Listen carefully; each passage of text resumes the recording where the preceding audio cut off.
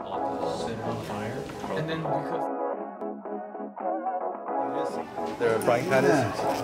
Oh. Actually, it's only mine. I moved this? Yes.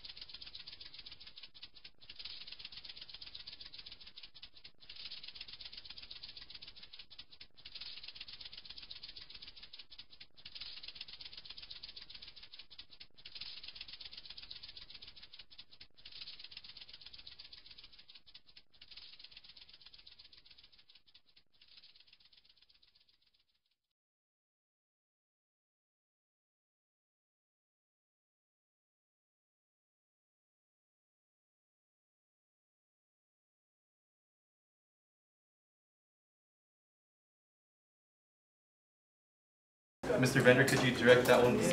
Somebody sit here with me. And where's the little aluminum can thing? Huh?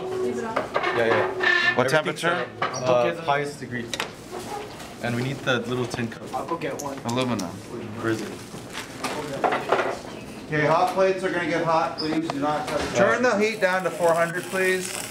Oh, honey. 400. 540 is too fast. Yeah, remember metals absorb heat quickly. Doesn't take long.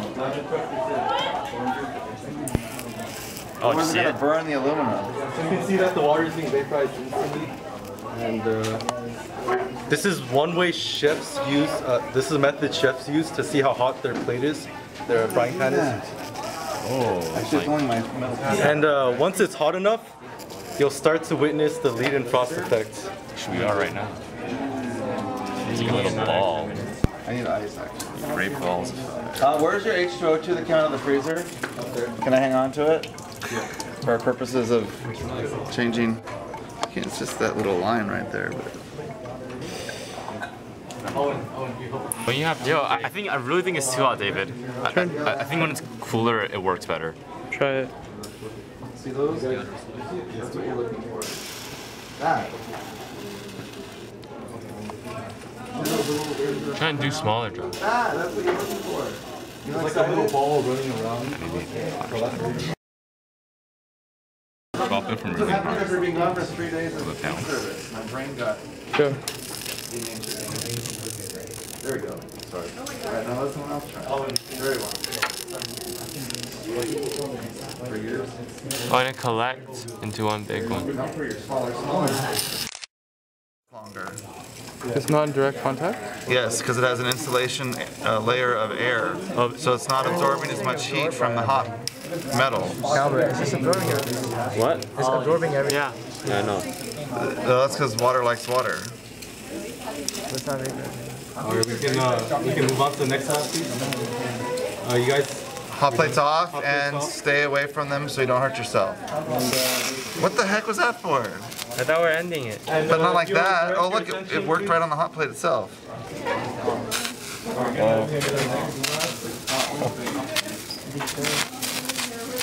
Okay, enough. Hot plates off. And lab goggles still on says hot plate push. Alright. here a standard laboratory heater plate, and I'm going to put some water on it and turn on the heat. As expected, it's going to boil. As it heats up, it will boil water faster and faster. Eventually it gets so hot that water instantly vaporizes upon hitting the plate. Now when it gets really hot, an interesting effect takes over. Water now just beads up and rolls off the plate.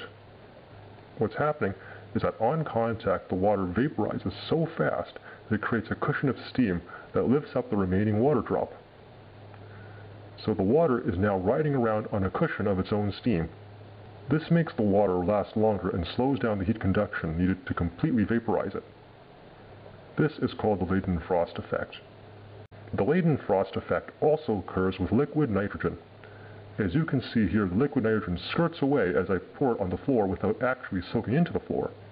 Liquid nitrogen boils at minus 196 Celsius, and this laboratory floor is at room temperature. So from the liquid nitrogen's perspective, the floor is super hot. Here's some drops of liquid nitrogen rolling around on the floor just like water on the hot plate. As you can see, they're not soaking in. The Leiden frost effect protects the liquid nitrogen from being instantly vaporized, and consequently the floor from being instantly frozen. Now the Leiden frost effect does not last forever. With enough liquid nitrogen, the floor is eventually cool enough that the temperature difference no longer supports the effect, and the liquid nitrogen soaks in. Human tissue is much less tolerant of cold than the floor or this steel door, so I won't be able to put my hand in there for longer than a moment. Alright, the nitrogen is ready. Okay, I'm really nervous here. Give me a moment to psych myself up. Whoa! My hand is ice cold right now. But as you can see, the nitrogen did not soak in, and it's completely fine with no frostbite or other injuries. The plume of mist from the liquid nitrogen shows that a lot of it vaporized from the gas barrier around my hand. Turning around the experiment, I can also pour liquid nitrogen on my hand in short spills as long as I give my hand a few moments to recover.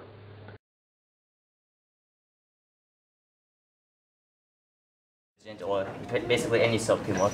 And if this lab works in just a little bit of soap, should be able to do it. I'm just gonna do it again on here. Can I move this?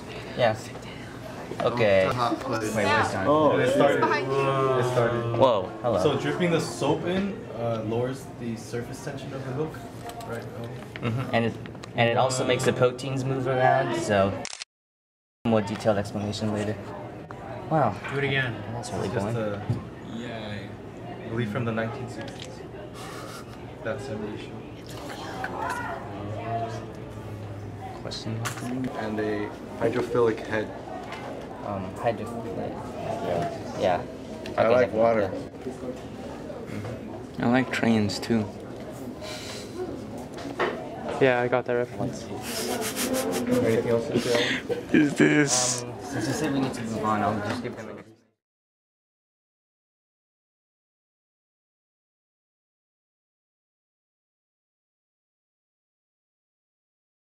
And we try to concentrate it.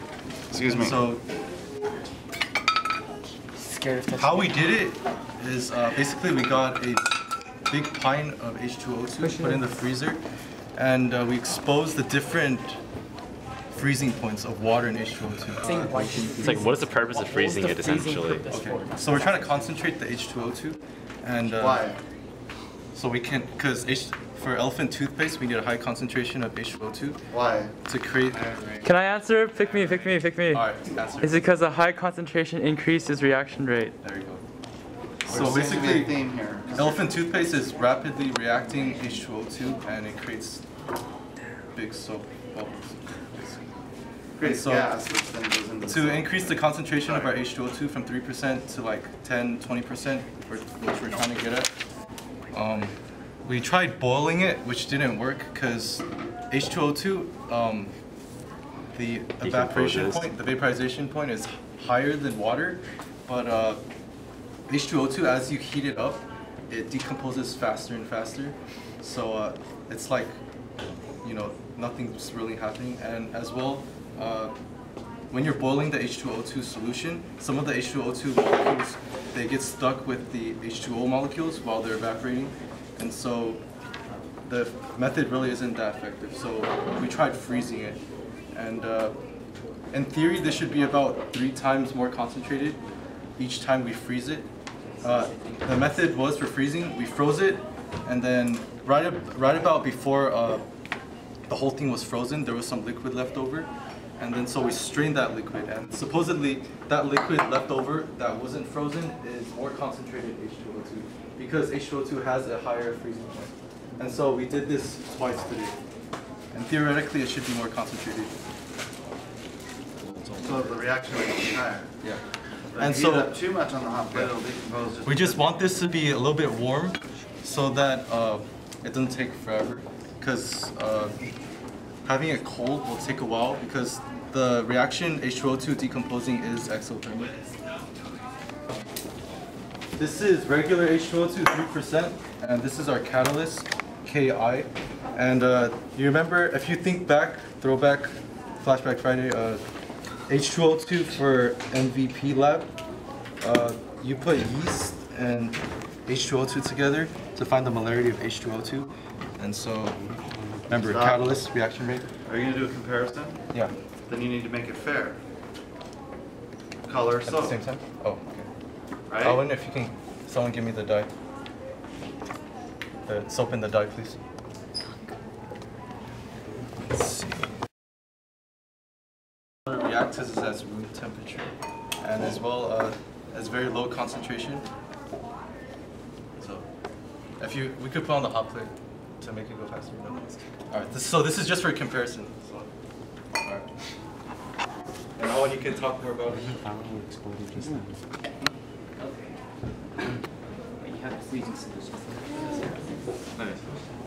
So it's starting to bubble. You can keep watching.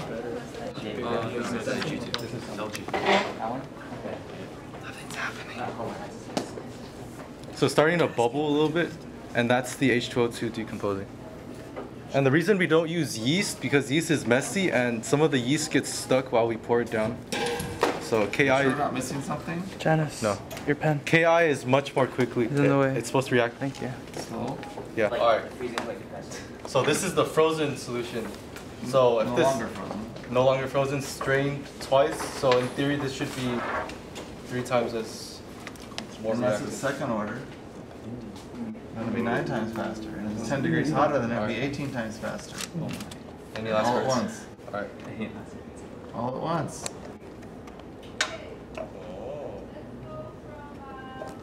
There's a missing ingredient. I don't know what it is. What? I don't know what it is, but something's not happening.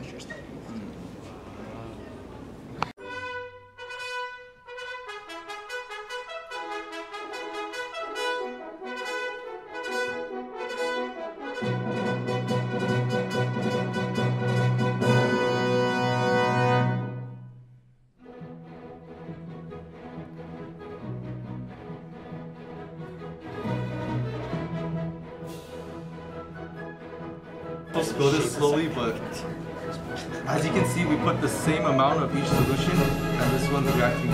So even though it didn't react as quickly, this is. Imagine this going 20 times faster. Can we actually see it going 25 times faster someday in my life? Yum. You just light it up right now. We didn't heat it up last year. So higher concentration. I need to get that. Go, you're all wearing goggles? My camera isn't.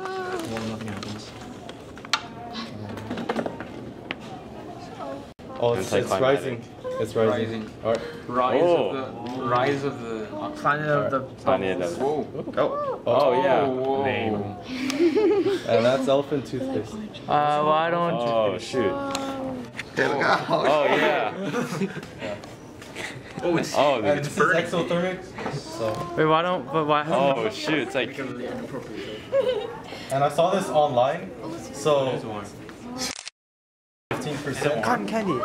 Don't eat it. So at 30%, it should have Yeah, it is. exploded, but over time, it decomposed in the bottle. Plus, we also didn't force it. When that happened, we put a lid on it that it was like a very small opening. So. Good. So we verified by the molarity, by our So calculations. this one was supposed to look like that. Yeah. And this next one was supposed to But we do have disappointment. a higher. Did David get a higher percentage than the original? Yeah. Or is it just because his is warmer, which really wasn't much? He didn't have it more than 10 degrees warmer than normal, I don't think. I think if I turned off the camera, It was what already would cold happen? to begin with, yeah. So.